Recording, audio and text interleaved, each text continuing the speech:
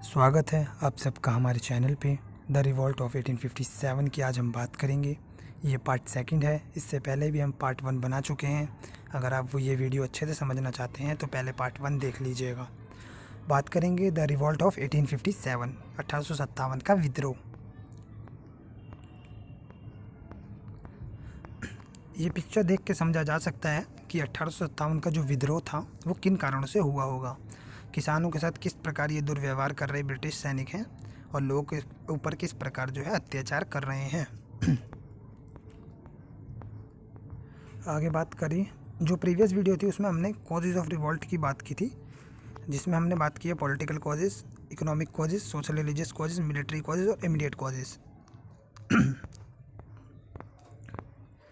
आज हम बात करेंगे the failure of the revolt. Revolt जो ये फेल हो गया था इसके क्या कारण रहे हैं। पहला तो ये था लिमिटेड एरिया में फैला। जो रिवॉल्ट था वो काफ़ी लिमिटेड एरिया में फैल पाया था, पूरी तरह पूरे भारत में भी नहीं फैल पाया था। ये सिर्फ नॉर्थ इंडिया में ही फैल पाया है। दूसरा ये था lack of proper planning. Proper planning सही से बनाया नहीं गया था इस रिवॉल्ट से पहले, और इस वजह से जो ये अनसक्सेसफुल रह गया। तीसरा था नो इफेक्टिव लीडर। जो एक इफेक्टिव कोई भी इफेक्टिव लीडर नहीं था जो इस रिबेल का जो है नेतृत्व कर सके। चौथा था नॉन पार्टिसिपेशन नेटिव रूलर्स। जो यहाँ के जो नेटिव रूलर्स थे उन्होंने बिल्कुल भी इसको सपोर्ट नहीं किया था, बिल्कुल इसके अगेंस्ट हो गए थे। और चौथा था जो एजुकेटेड लोग थे, इंडियंस थे, उन्होंने भी इसका पूरी तरह से असहयोग किया, मतलब बहिष्कार किया था, इसमें नहीं शामिल हुए थे। आगे चलते हैं, बात करेंगे जो रीजंस थे 1857 के रिवोल्ट के फेल होने के, उनकी बात करते हैं। पहला था एडमिनिस्ट्रेटिव फेलर्स, दूसरा था मिलिट्री फेलर्स, तीसरा था लैक ऑफ यूनिटी। फर्स्ट की बात करेंगे, there was no planning before this revolt, everyone was fighting without any leadership. बात करते हैं कि कोई भी प्लानिंग नहीं हुआ था, जैसे कि मैंने बताया आपको, और एवरीवन जो भी लोग थे वो फाइटिंग कर रहे थे विदाउट एनी लीडरशिप, कोई लीडर के बिना ही फाइट कर रहे थे। दूसरे पॉइंट में बात करेंगे, Bahadur Shah Zafar was the leader without powers. Bahadur Shah एक वीक रूलर था जो इनका नेतृत्व कर रहा था। तो आप समझ सकते हैं, जबकि अगर लीडर ही वीक हो तो रिवॉल्ट कैसे आगे बढ़ सकता है, ये भी कारण रहा है। थर्ड में बात करेंगे, the revolt was direction less without a strong leader. Revolt जो था डायरेक्शन लेस था विदाउट लीडर के। दूसरा बात करते हैं मिलिट्री कॉजेज। मिलिट्री कॉजेज में क्या था, British army was superior in every sense. British army जो थी वो हर सेंस में कहीं ना कहीं ब्रिटिश जो विद्रोही थे उनसे अच्छी थी, वेपन्स के मामले में, और यहाँ तक कि ज़्यादा सैनिक होने के मामले में, हर चीज़ में सबसे इनसे अच्छी थी। British army had unlimited supply of ammunition. British के पास अच्छे वेपन्स थे और बहुत ज़्यादा वेपन्स उपलब्ध थे, अच्छे सैनिक उपलब्ध थे, अधिक मात्रा में सैनिक उपलब्ध थे। इसलिए जो विद्रोही हैं वो ब्रिटिश ईस्ट इंडिया कंपनी का मुकाबला नहीं कर पाए थे। तीसरा बात करेंगे, as there were not a leader figure from Indian side the support to were not organised. एक तो कोई अच्छा लीडर नहीं था, दूसरा जो विद्रोही थे वो एक ऑर्गेनाइज नहीं थे, मतलब उन्होंने सही से ऑर्गेनाइज नहीं किया हुआ था। बिना ऑर्गेनाइज किए, बिना प्री प्लान किए हुए वो रिवॉल्ट करना शुरू कर दिया था। तीसरा बात करेंगे lack of unity.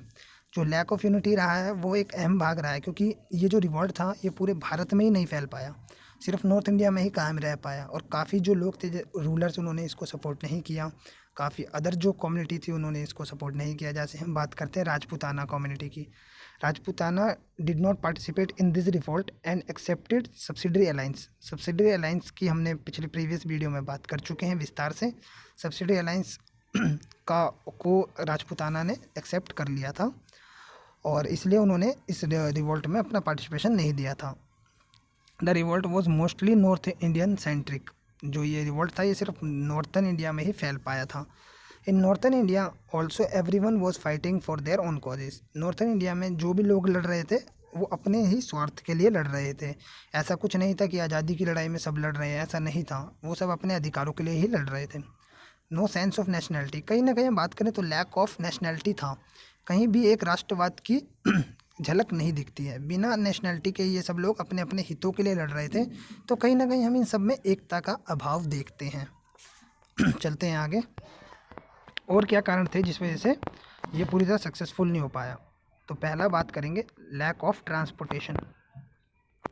Lack of transportation, आप जैसा कि आप जानते हैं उस टाइम पे यातायात जो है इतना अच्छा नहीं था, और इस वजह से इंफॉर्मेशंस वगैरह पहुंचाना भी मुश्किल होता था। पहले जैसा आज के टाइम्स की तरह नहीं था कि ट्रेन में बैठे और सीधा लखनऊ से दिल्ली आ गए, दिल्ली से लखनऊ पहुंच गए, बहुत टाइम लगता था। दूसरा ये था लैक ऑफ कम्युनिकेशन सिस्टम भी इतना अच्छा नहीं था। अगर एक खबर पहुंचानी होती तो 7-7 10-10 दिन लग जाते थे। तो कहीं ना कहीं ये सब जो था, इन सब चीज़ों ने जो रिबेल है इसको अनसक्सेसफुल कर दिया। तीसरा ये था गोरखा, सिख एंड जाट रेजिमेंट जो थे वो रिवोल्ट से बाहर रहे, उन्होंने रिबेल का सपोर्ट नहीं किया। बात करेंगे आगे रिवोल्ट के बाद क्या हुआ उसके बारे में। तो रिवोल्ट के बाद क्या क्या चेंजेस आए उस बारे में ही बात करते हैं। Power shifted from AIC to British crown England. जो ईस्ट इंडिया कंपनी के हाथ में जितनी भी पावर्स थी एडमिनिस्ट्रेशन का, वो सारा ब्रिटिश क्राउन को सौंप दिया गया इंग्लैंड में। दूसरा ये था पील कमीशन फॉर्म किया गया फॉर मिलिट्री रिफॉर्म्स के लिए।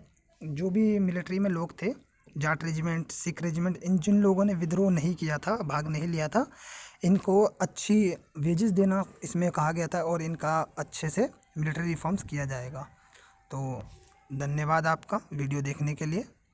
आशा करता हूँ आपको हमारी वीडियो पसंद आई होगी। जय हिंद।